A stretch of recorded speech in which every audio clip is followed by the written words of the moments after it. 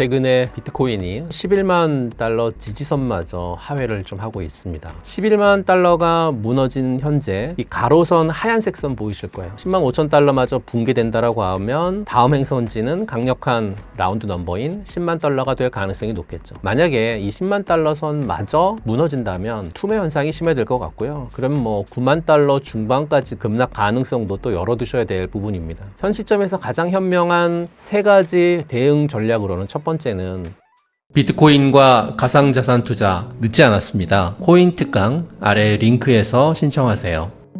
비트코인의 중요 지지선이 깨지며 11만 달러를 하회하고 있는데요. 비트코인 가격의 하락의 이유는 무엇이라고 보시나요? 네, 최근에 이 비트코인이 지난 8월 14일 정도 부근일 거예요. 최고점인 12만 4천 달러를 찍고 나서 지금까지 한 12% 정도 하락을 한 것 같은데요. 그러면서 11만 달러 지지선마저 하회를 좀 하고 있습니다. 이런 가격 조정은 여러 좀 복합적인 거시경제하고 또 시장의 내부적인 요인 이거가 이제 같이 작용한 결과로 좀 분석이 되는데요. 우선 이제 첫 번째로 들 수 있는 이유는 주요국들의 가상자산 규제 강화 움직임이 첫 번째인 것 같아요. 최근에 G20을 비롯한 주요 선진국들에서 가상자산에 대한 규제 수위를 높이고 있거든요. 특히 이제 미국이라든지 EU 같은 유럽연합이죠. 돈 세탁, 테러 자금, 어떤 조달 방지 같은 이런 명분을 통해서 암호화폐의 익명성을 좀 제한하려고 하는 법안을 추진을 좀 하고 있습니다. 이런 규제를 통해서 시장의 불확실성을 증폭시켜서 투자의 심리를 위축시키고 가장 큰 하락의 요인으로 좀 작용했던 것 같고요.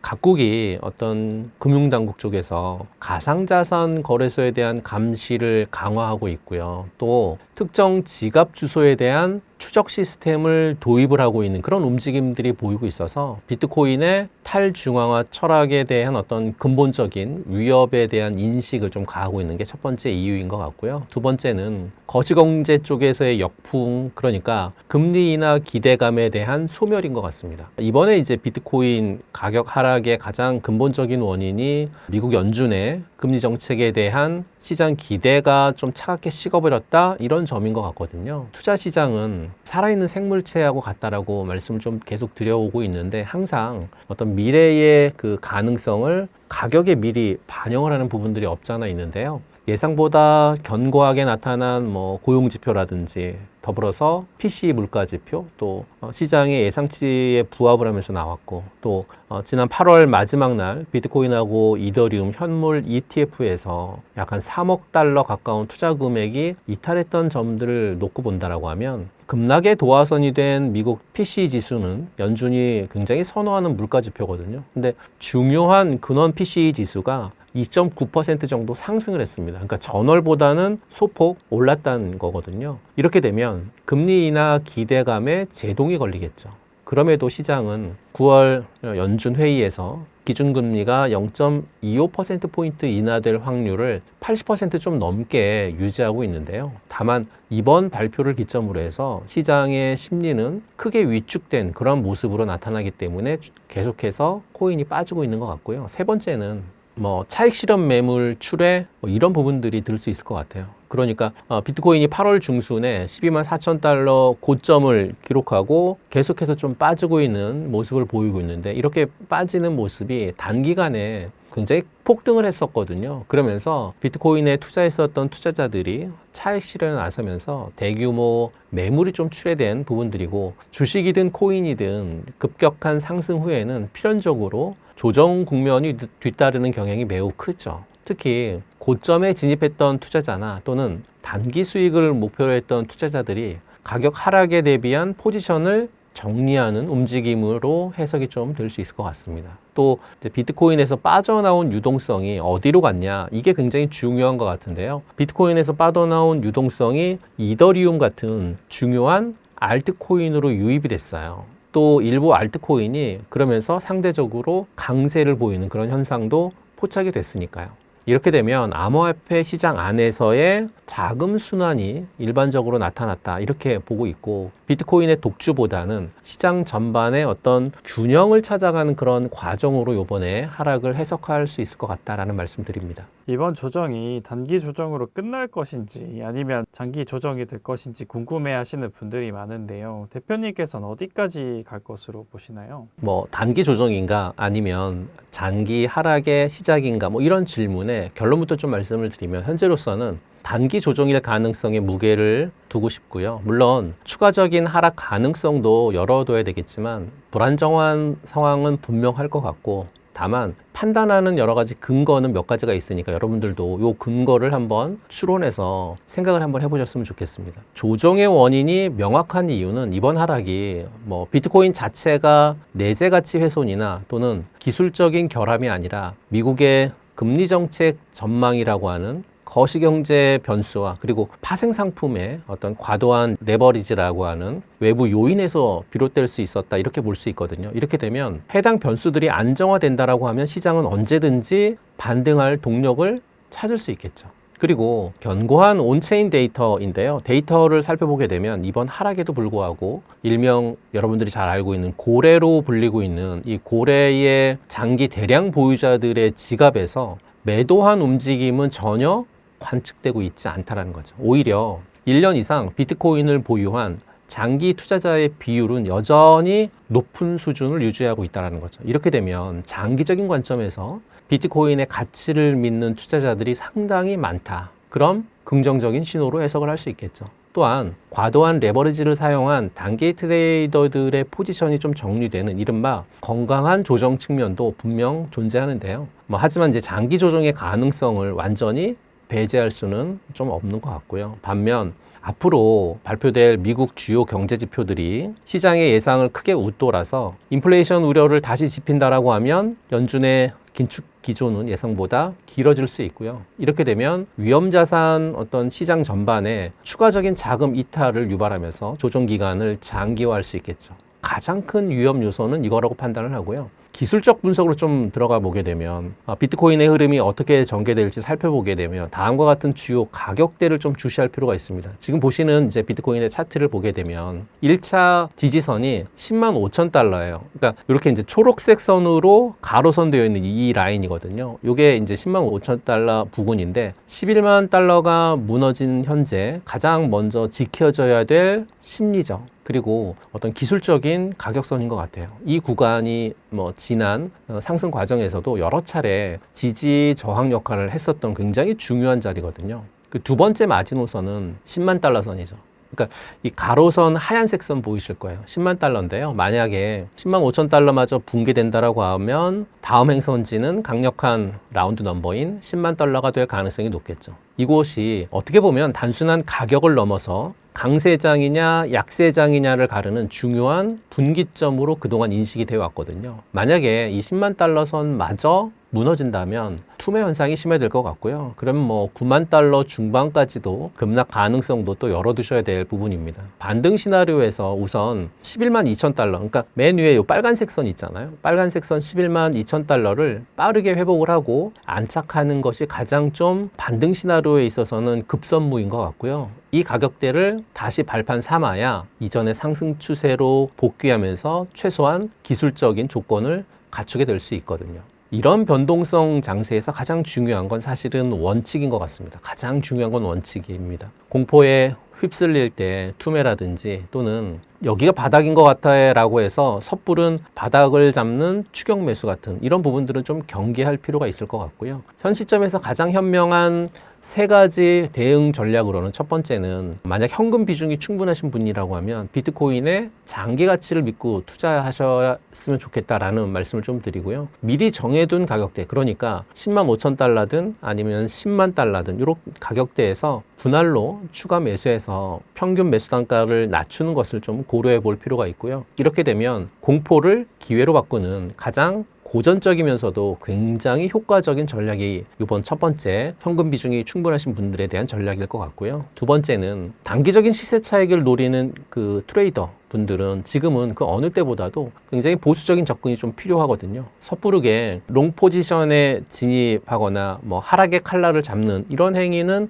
하시면 안 될 것 같고, 반등을 확인한 다음에 그리고 나서 주요한 어떤 저항선인 11만 2천 달러, 그러니까 11만 2천 달러를 확실히 돌파한 뒤에 진입해도 늦지 않다라는 말씀을 좀 드리고 싶고요. 모든 거래에서 손절매 굉장히 중요하거든요. 손절매는 이제 뭐 선택이 아니라 필수니까요. 손절매까지도 설정을 하시면서 대응하시는 그런 전략이 한 두 번째 전략인 것 같고, 세 번째는 아직 시장에 진입하지 않은 투자자분들, 지금은 이제 조급해할 이유가 전혀 없죠. 왜냐하면 시장의 방향성이 명확해지지 않았으니까 시장의 방향성이 명확해질 때까지 충분히 기다리는 게 좀 현명할 것 같고요. 하락이 멈추고 바닥을 다지는 과정, 그러니까 일정 기간 횡보하는 거를 확인한 다음에 진입하는 것도 훨씬 안전하다, 이렇게 말씀드리고 싶어서요. 이것도 여러분들이 기억하셨으면 좋겠어요. 주식의 무 포지션도 훌륭한 포지션이다, 이런 말이 있거든요. 기회는 언제나 다시 찾아오니까 요 세 가지 원칙을 가지고 코인을 대응하셨으면 좋겠다라는 말씀 드리고 싶습니다. 지금 비트코인에 들어가도 되는지에 대한 개인 투자자들의 고민이 큰데요. 지금 조정이 왔을 때 추가 매수의 기회로 봐도 괜찮을까요? 최근에 비트코인이 뭐 11만 달러 중요 지지선을 하회하고 또 투자 심리가 위축되고 있는데요. 지난 8월 달에 고점을 찍은 비트코인이 보름 만에 한 12% 정도 하락을 했으니까요. 이런 조정 국면에서 많은 분들이 지금 바닥인가? 추가 매수를 해야 되는가? 라는 굉장히 그 깊은 고민에 빠지시는 거 당연할 것 같은데요. 우선 조정이 왜 왔는지에 대한 실체부터 파악하셨으면 좋겠습니다. 조정이 왜 왔는지. 첫 번째, 왜 왔는지를 생각해 보게 되면 거시경제의 불확실성이죠. 그러니까 최근에 발표된 미국의 매크로 지표들이 예상보다 부진하게 나왔잖아요. 그러면서 금리 인하에 대한 기대감이 일부 좀 후퇴했고, 전통 금융시장은 물론 위험자산으로 분류되고 있는 암호화폐 시장의 투자 심리를 위축시키는 그런 요인으로 좀 작용했다라고 하는 걸 기억하셨으면 좋겠고, 두 번째 실제 파악은 파생상품 시장의 대규모 청산이에요. 그러니까 가격이 하락이 시작이 됐던 때를 보게 되면 상승에 베팅했었던, 그러니까 롱 포지션들에 대한 강제 청산이죠. 이 롱 포지션에 대한 강제 청산이 하락세를 좀 더 부추겼다. 이는 시장의 과열이 일부 해소되는 과정으로 좀 볼 수 있고요. 그러니까 이번 조정은 비트코인 자체의 어떤 내재적 가치 훼손보다는 외부 거시경제 요인 그리고 단기 과열에 따른 기술적 조정의 성격이 짙다, 이렇게 말씀드릴 수 있을 것 같고요. 모든 가격 조정은 사실은 위기, 그 다음에 기회 동시에 갖고 있잖아요. 지금이 기회라고 보고 있는 낙관론, 아직은 리스크가 크다라고 보는 신중론, 그러니까 낙관론과 신중론 두 가지가 같이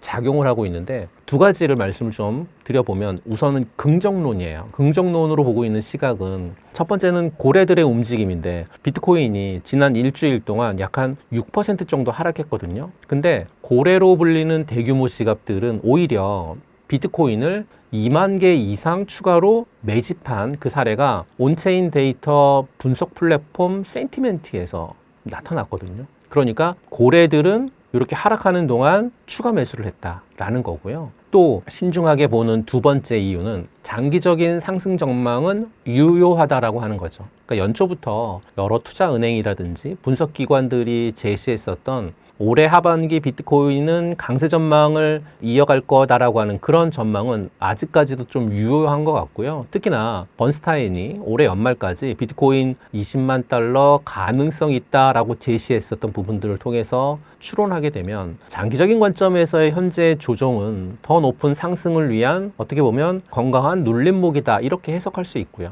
또 세 번째 긍정적인 부분은 기관 투자자들의 꾸준한 유입인 것 같습니다. 비트코인 현물 ETF를 통해서 자금 유입이 꾸준하게 이어지고 있고요. 이렇게 되면 비트코인이 제도권 자산으로 자리매김하고 있음을 증명하는 강력한 증거가 될 수 있거든요. 물론 지금 세 가지 긍정적인 부분들을 말씀을 드렸지만 아직 신중한 부분들도 물론 있습니다. 그 신중한 부분들도 설명을 드려보면 첫 번째는 거시경제의 변수입니다.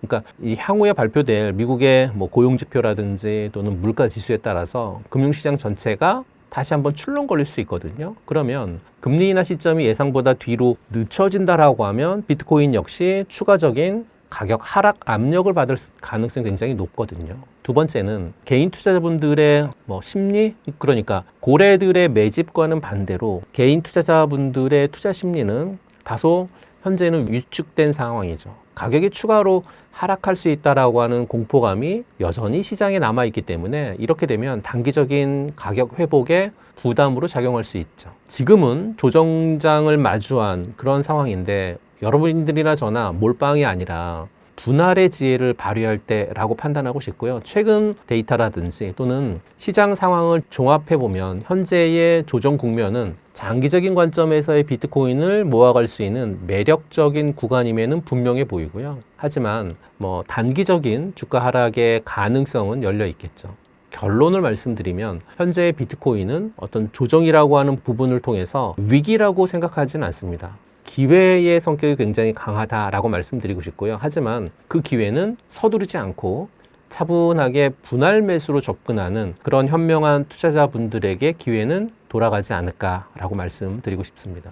지난 14일부터 이더리움 가격 변동성이 커지더니 급락을 했는데요. 이렇게 이더리움이 하락한 이유는 무엇이라고 보시나요? 이번 하락은 한 가지의 원인만으로 하락하지는 않은 것 같고요. 복합적인 결과를 통해서 하락을 한 것 같은데 가장 결정적인 요인은 아무래도 이제 거시경제의 불확실성이죠. 지난 8월 말에는 전 세계 금융시장이 잭슨홀 미팅에 주목을 해야 하는 그런 한 일주일 정도를 지냈었거든요. 그런데 이제 파월 연준 의장이 향후 금리 정책의 방향이 결정될 수 있는 가장 중요한 얘기를 했고 잭슨홀 미팅에서 비둘기적인 발언을 좀 하면서 불안감에 있었던 시장이 급속히 투자에 대한 부분들이 냉각이 되는, 그러면서 주가도 하락하는 가장 큰 좀 방아쇠 역할을 하지 않았을까 이렇게 생각하는 부분들이 좀 없지 않아 있는 것 같고요. 두 번째는 그동안 비트코인, 이더리움을 보게 되면 급등했었던 패턴이 크게 나타났었거든요. 그러니까 과열된 파티의 후유증을 필연적으로 겪으면서 차익 실현 물량이 출회된 것 같습니다. 8월 초에 이더리움은 연이은 가격 상승을 통해 가지고 네트워크의 일일 트랜잭션 수가 사상 최대치를 기록하는 굉장히 극도의 과열 양상을 보였거든요. 그러면서 8월 중순경에 온체인 데이터를 보게 되면 전체 이더리움의 보유자의 약 97%가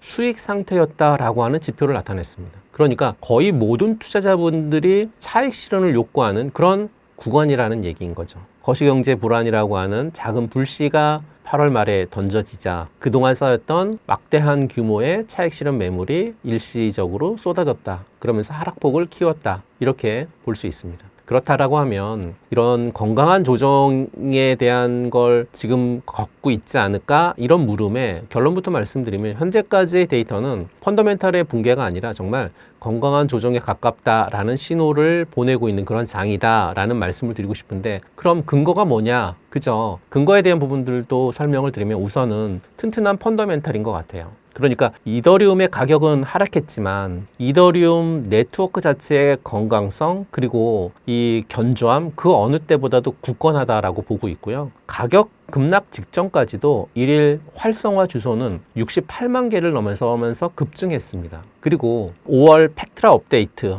지금 보시는 링크를 통해서 이 자료가 5월달 팩트라에 대한 업데이트가 이루어졌는데 성공적으로 완료가 됐거든요. 그러면서 네트워크 효율성은 더 개선되었으니까요. 또한 전체 유통량의 약 30%에 해당하는 3,600만 이더리움이 스태킹되어 있는 걸 통해서 보게 되면 네트워크에 대한 장기적 신뢰가 굉장히 높다라는 부분들로 해석이 가능하거든요.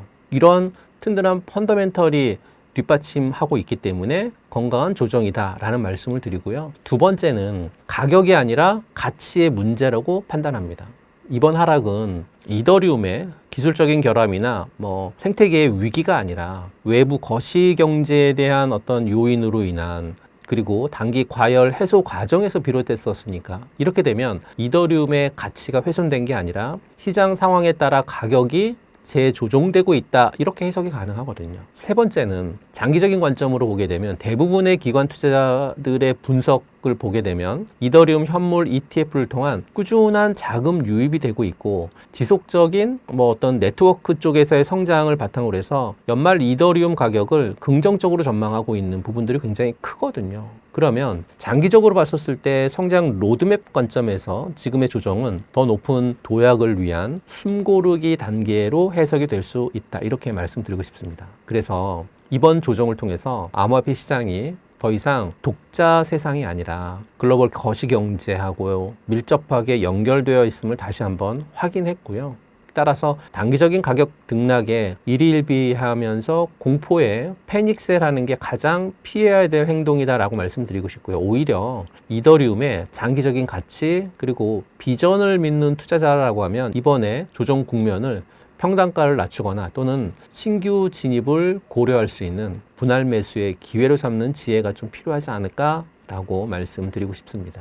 하반기 들어 이더리움은 큰 폭의 상승을 보여주었었는데요. 이렇게 큰 폭의 상승률을 보여줬던 이유는 무엇이고 앞으로의 전망은 어떻게 보시나요? 올해 하반기 이더리움의 상승은 단순히 묻지마 랠리가 아니었죠. 그러니까 기술적인 부분들이나 또는 제도적 그리고 수급적인 측면에서 강력한 3대 성장 엔진이 동시에 가동된 결과 이렇게 말씀드릴 수 있는데요. 첫째 가장 결정적인 기폭제는 바로 이더리움 현물 ETF의 승인이었죠. 이더리움이 비트코인에 이어서 두 번째로 제도권 금융시장에 공식적으로 편입되었음을 의미하는데 이제 현물 ETF는 그 연기금이라든지 또는 자산 운용사 같은 보수적인 기관 투자자들이 어떻게 보면 합법적으로 안전하게 이더리움에 투자할 수 있는 어떤 길을 열었다 이렇게 볼 수 있어요. 실제로 최근 데이터를 보게 되면요. 기관 투자자분들이 이더리움에 대해 있어서의 보유량을 한 달 만에 250% 이상 급증했거든요.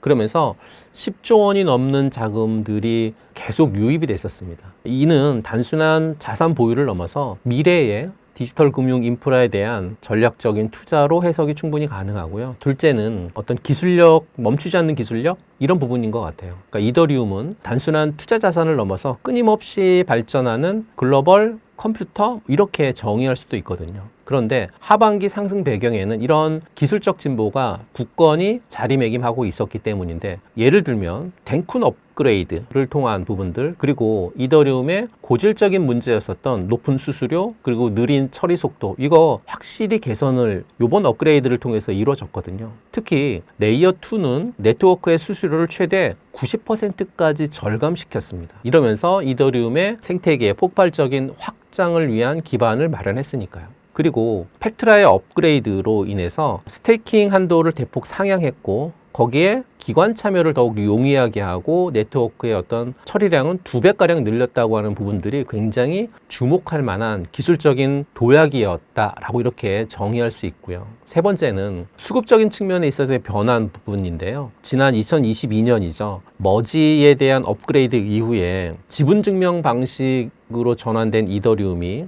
공급량이 점차 줄어드는 디플레이션 자산으로 변모하고 있다는 겁니다. 그러니까 네트워크 사용량이 늘어나면 늘어날수록 계속 늘어나는 그런 구간에 접할수록 더 많은 이더리움이 소각된다라는 거죠. 그러면 희소성이 높아지는 구조잖아요. 이렇게 되면 장기적으로 이더리움의 가치를 끌어올리는 강력한 펀더멘탈이 될 수 있을 가능성이 높겠죠. 그러면 이더리움의 미래는 어떨까요? 대부분의 전문가들은 장기적인 강세 전망에 무게를 좀 두고 있는데요. 긍정적인 전망을 보게 되면 기관 투자자들의 본격적인 매수, 그러니까 현물 ETF를 통한 자금 유입, 이제 저는 이 부분은 좀 시작 단계다라고 볼 수 있을 것 같아요. 앞으로 더 많은 기관들이 포트폴리오에 이더리움을 편입할 것으로 예상이 되고요. 이렇게 되면 가격의 하방 경직성을 확보하고 꾸준한 상승 동력을 제공할 것으로 판단을 하고 있고요. 또한 이더리움 재단은 그 양자 쪽 관련되어서 양자 내성 보안 같은 이런 부분들을 도입할 걸로 지금 보이고 있거든요. 그러면 장기적인 로드맵에 따라서 꾸준히 기술 개발을 진행할 거고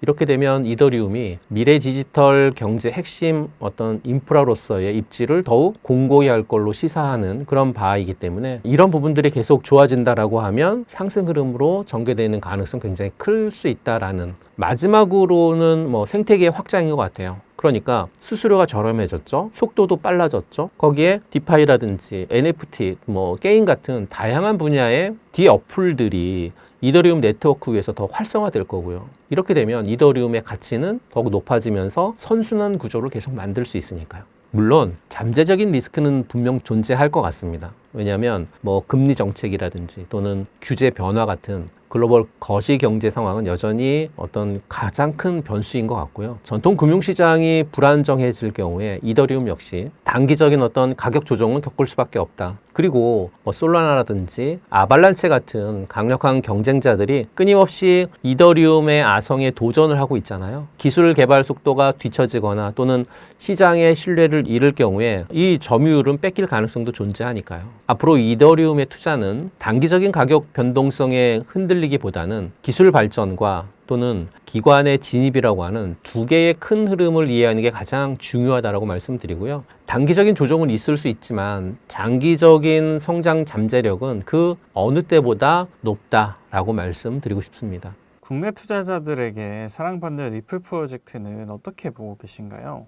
리플은 오랜 기간 국내 투자자들 사이에서 비트코인, 이더리움과 어깨를 나란히 할 정도로 정말 큰 사랑을 받아온 종목이잖아요. 저는 리플 프로젝트를 글로벌 금융 시스템의 어떤 그 비효율성을 해소하고 국경 없는 결제 그리고 국경 없는 송금의 미래를 구현하는 핵심적인 시도를 좀 보고 있고, 특히 최근에 SEC 소송이라고 하는 큰 불확실성을 사실상 해소하면서 그 잠재력이 다시 좀 부각되고 있는데요. 우선 리플 사랑의 배경에는 혁신 그리고 이제 규제의 명확성에 있다, 이렇게 볼 수 있을 것 같아요. 리플이 스위프트와 같은 기존의 국제 금융 송금 시스템을 통해서 느리고 비싼 단점을 해결해서 실시간으로 가장 가깝고 빠르고 저렴한 어떤 국가 간의 국경 간의 결제를 목표로 하고 있거든요. XRP는 이런 솔루션에서 브릿지 통화 역할을 하고 있고, 거기에 거대한 글로벌 금융시장을 혁신할 수 있다라고 하는 그런 기대를 좀 받아왔거든요.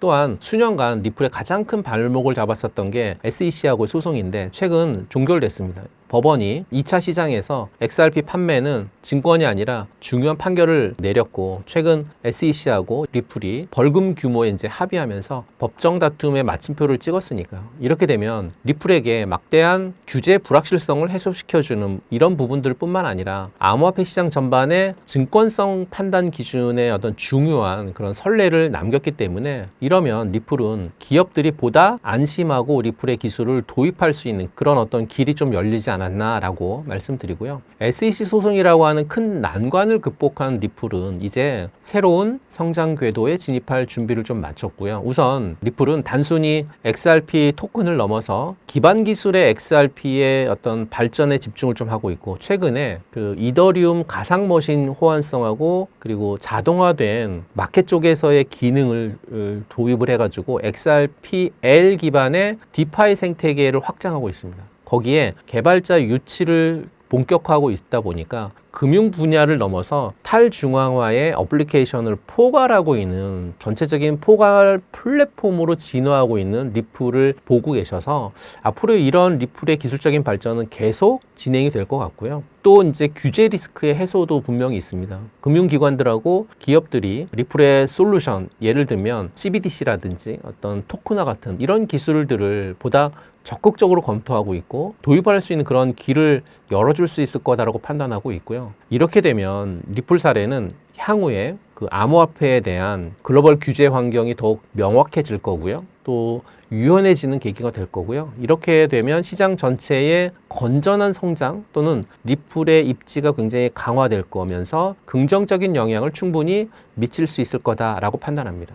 리플은 정말 오랜 기간 동안 규제라고 하는 큰 도전에 직면했지만 그걸 잘 극복했고, 그리고 기술적 진보라든지 생태계 확장에 힘써왔습니다. 또 SEC 소송의 종결을 통해서 리플은 새로운 성장 모멘텀을 제공받았고, 물론 이제 여전히 암호화폐 시장의 높은 변동성 때문에 리플의 장기적인 비전이라든지 기술 잠재력을 이해해야 되지만, 사실 어떤 리플의 변동성을 통해서 보게 된다라고 하면 여기에서도 분산 투자를 통해서 현명하게 대응하는 그런 자세가 좀 필요하지 않을까 싶고요. 리플은 앞으로 글로벌 금융 혁신이라고 하는 그런 목표를 향해 분명히 나아갈 것 같고, 그 여정을 여러분들이 계속해서 지켜볼 가치는 충분하다, 이렇게 말씀드리고 싶습니다.